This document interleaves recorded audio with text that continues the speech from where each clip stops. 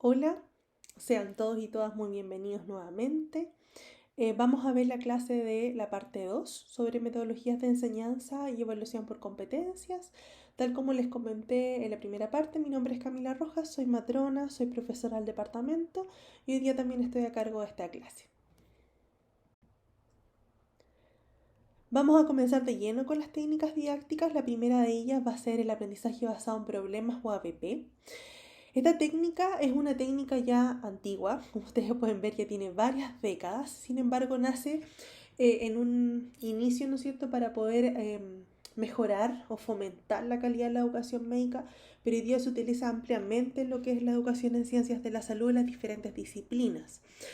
En la práctica, ¿no es cierto?, nosotros entregamos un problema que puede ser un caso con diferentes preguntas orientadas a la resolución de ese problema y entregamos un tiempo a ese estudiante o a ese grupo de estudiantes, donde también tenemos que garantizar que tengan los conocimientos anteriormente, ¿no es cierto?, un nivel cognitivo para poder desarrollarlo y también donde acceder a la información o a la evidencia científica para poder desarrollar ese problema, ¿ya?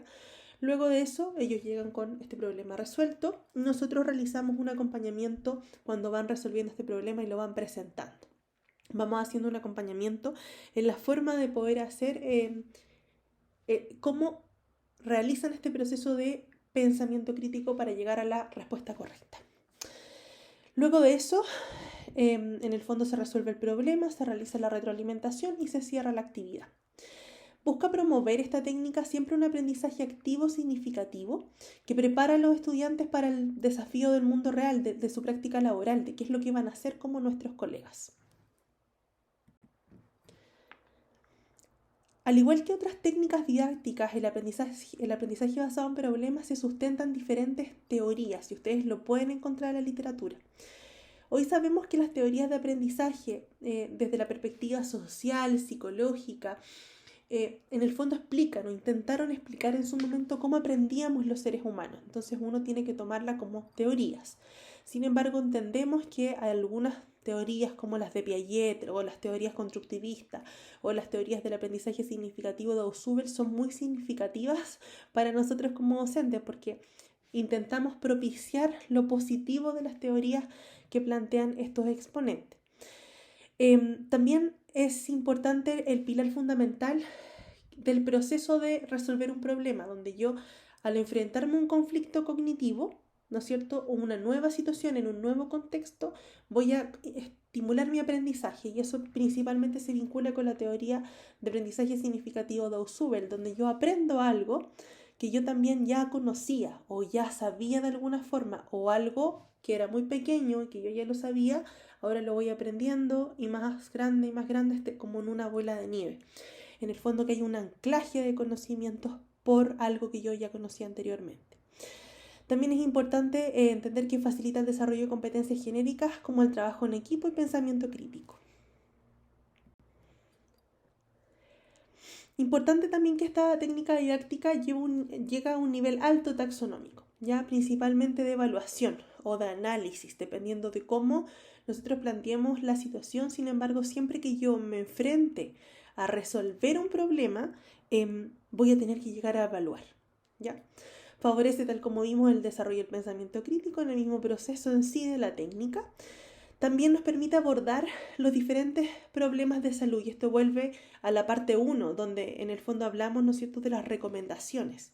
¿Y por qué es importante esto? Porque en el fondo los casos que yo planteo tienen que tener la cautela de los aspectos micro y macrocurriculares, pero también incorporar los principios que yo quiero o que mi modelo educativo dice, por ejemplo, el género, la inclusión, la educación en base a los derechos sexuales y reproductivos o los derechos humanos, la interculturalidad. Entonces, de esta forma, en cada caso que yo voy colocando las diferentes asignaturas, son temas transversales que siempre están presentes. De esa forma, el estudiante va a aprender siempre a que yo cuando me enfrento a una situación, por diferente que sea, por diferente disciplina que me toque ver, voy a tener en cuenta estos aspectos: el enfoque de género, el enfoque de derecho, un enfoque ético, valórico, bioético o la interculturalidad. Y en el fondo esto va a permitir que se cumplan estos aspectos más macrocurriculares que vimos en la clase introductoria. facilita también la toma de decisiones y, por qué no decirlo, propicia que el estudiante pueda enfrentar las situaciones lo más reales posible, lo más cercano a la realidad antes de su práctica clínica. Entonces va a poder, en el fondo, resolver problemas antes de la práctica y va a poder darse cuenta que requiere más aprendizaje en un tema u otro a raíz de esto mismo, ¿ya? Entonces, en el fondo, también se sugiere como una actividad preclínica. Con respecto a esta tabla, es una invitación a que ustedes la puedan hacer en las otras técnicas didácticas. Les va a servir como repaso. En el fondo acá yo hago una breve descripción, que principalmente el aprendizaje basado en problemas se hace en grupos pequeños, ojalá que no superen los 8 estudiantes, ojalá 6, ojalá no más de eso. El rol del estudiante, que siempre va a ser activo, es protagónico. Aquí el estudiante es protagonista de su propio aprendizaje. Rol docente siempre es facilitador, es una compañía, va a promover la discusión al grupo, la va a guiar hacia la respuesta correcta, que es la resolución de ese problema. ¿Cuál es su objetivo y cuál es su nivel taxonómico? Que, como ya lo vimos, es bastante alto. Bueno, la idea es que esto lo puedan hacer con las otras técnicas y de verdad es una tabla que me permite mirar un panorama bien amplio con respecto al uso de la técnica. También en el objetivo podrían agregar su uso, ya en vez de objetivo ustedes ahí pueden mejorarla probablemente. Otra técnica también es el TBL o aprendizaje basado en equipos. Es una metodología que tiene como objetivo siempre favorecer las competencias también transversales de autoaprendizaje, que combina trabajo fuera de la clase y también luego en la clase y discute los contenidos al interior del aula en grupos pequeños. Entonces tiene una parte individual y luego tiene una parte grupal.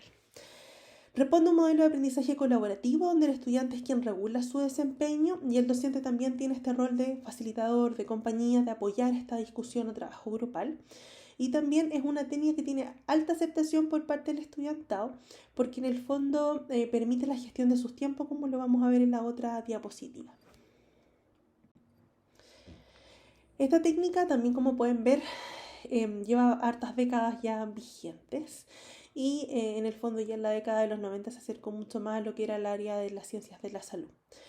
El TBL permite la gestión académica porque te permite trabajar en grandes grupos. O sea, yo puedo tener, por ejemplo, un curso de 100 estudiantes, los divido en grupos pequeños y yo puedo ir rotándome por todos los grupos y hacer la supervisión de cómo están haciendo ese trabajo. Porque la plenaria de retroalimentación puede ser perfectamente grupal o con una clase de cierre que fijemos los contenidos que se discutieron en este TBL. También asegura la aplicación de los conocimientos por parte del estudiantado, ¿ya? De forma inmediata o de forma rápida. Cuando yo aprendo algo, lo aplico y me retroalimentan rápidamente o lo más rápidamente, mi aprendizaje probablemente sea mayor, ¿ya? Que si yo fragmento estos procesos en diferentes sesiones. Tal como les decía, gestiona muy bien el tema del recurso humano porque te permite trabajar con grupos un poco más grandes y favorece el desarrollo de las competencias genéricas como lo vimos recientemente.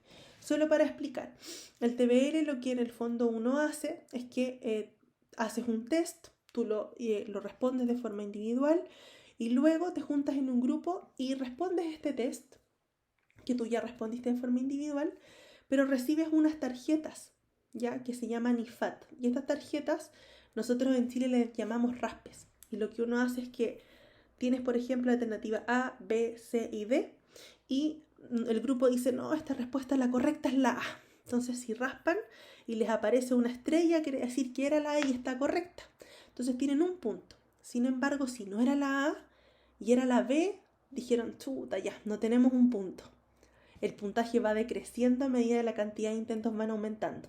Entre más intentos yo haga para dar con la respuesta correcta, menor es mi puntaje. Mientras que si yo doy con la respuesta correcta inmediatamente, mi puntaje es el completo, ¿ya? Y en el fondo esto permite que el estudiantado pueda ir discutiendo y debatiendo de por qué es una alternativa correcta y eso hace que sustenten, fundamenten sus posiciones. Después de esto, pueden igual quedar con dudas porque no tienen en el fondo ningún material para resolverlo, sino que vienen con sus propios conocimientos. Y después de eso uno cierra con una pequeña clase o con una pequeña plenaria de retroalimentación donde se revisa pregunta por pregunta de ese test, ¿ya? Y eso en el fondo tienes una evaluación ponderada del test inicial individual y luego del test grupal que te va a dar una nota final del TBL. Ya esta metodología puede ser utilizada formativa o también sumativa. Por lo general nosotros la utilizamos de manera sumativa. Con respecto al Flip Classroom o aula invertida, también como es conocida, es una técnica que invierte lo que conocemos tradicionalmente dentro de la educación superior. No es que yo me pare a dar una clase magistral de 3 horas y el estudiantado me tenga que escuchar, sino que es al revés. Yo dispongo los contenidos teóricos cognitivos, ya sea artículos, videos, textos, infografías, etcétera, que yo tengo que ver en un tiempo que me protegen en mi calendario del curso, y luego tengo que llegar a otra sesión a aplicar con alguna actividad que el docente guíe o facilite en esa instancia. Probablemente lo puedo hacer en grupo o lo puedo hacer individual, pero esto me va a permitir un poco gestionar mis tiempos porque yo voy a tener tiempo para ver estos contenidos y la cautela o la buena planificación hace que el estudiante tenga una muy buena percepción de esto. ¿Qué es lo interesante? Que en el fondo yo llego ya con un conocimiento, entonces yo aplico y probablemente ya voy a llegar con dudas al momento de aplicar. Y cuando aplique me voy a enfrentar a más dudas. Entonces el nivel taxonómico es alto, mucho más alto que en una clase magistral. Sin embargo, requiere una planificación muy cuidadosa del equipo docente, porque no es una técnica didáctica que uno diga, utilízala en cualquier tema, no, sino que en el fondo requiere cierta progresión ya de los contenidos o ciertas actividades que yo espero o desempeños que quiero ver del estudiante que requieran ya más conocimiento teórico. Voy a poner un ejemplo, un taller de de estadística, donde tengan que utilizar un programa computacional. Yo le puedo dejar los videos de cómo se usa, etcétera, pero si les voy a pedir derivados, si les voy a pedir el cálculo o la aplicación de un modelo, tienen que ya saber lo que es un modelo, tienen que ya saber las medidas estadísticas para poder aplicarlo. Entonces, en el fondo ahí yo aplico y es algo integrativo, probablemente todos los contenidos que yo he visto en el curso. ¿Ya? Y ahí hay un buen ejemplo de cuándo podríamos utilizarlo. ¿Qué beneficios existen? Tal como les mencionaba, el estudiantado puede revisar el contenido a su ritmo, en su propia gestión de tiempo. Cada uno de nosotros tiene tiempos diferentes y eso un poco lo reconoce el aula invertida, ¿ya? Siempre la interacción en la clase me permite brindar apoyo más personalizado a las personas que tengan ciertas dudas o al grupo en sí y aclarar dudas específicas. También promueve un aprendizaje más activo, práctico, participativo y, por qué no decir, un aprendizaje protagónico, porque en el fondo el estudiante ya tiene mucha responsabilidad. Veo mis clases, en el fondo veo mis tiempos, voy a mi ritmo y mi nivel de aplicación ojalá que sea lo mejor posible en la clase para poder sacar mayor provecho a mi aprendizaje. Tiene un nivel taxonómico mucho más alto que la clase magistral porque yo estoy haciendo algo, no estoy solamente escuchando, sino que estoy haciendo un desempeño, estoy mostrando algo práctico, ya asociado a lo que yo ya vi anteriormente. Y desarrollamos también o fomentamos el desarrollo de habilidades genéricas como la resolución de problemas, pensamiento crítico y también trabajo en equipo. ¿Por qué no decirlo? También la autorregulación, es mi responsabilidad revisarlo. Si yo no lo reviso, realmente no voy a poder desarrollar la actividad que el docente nos asigne.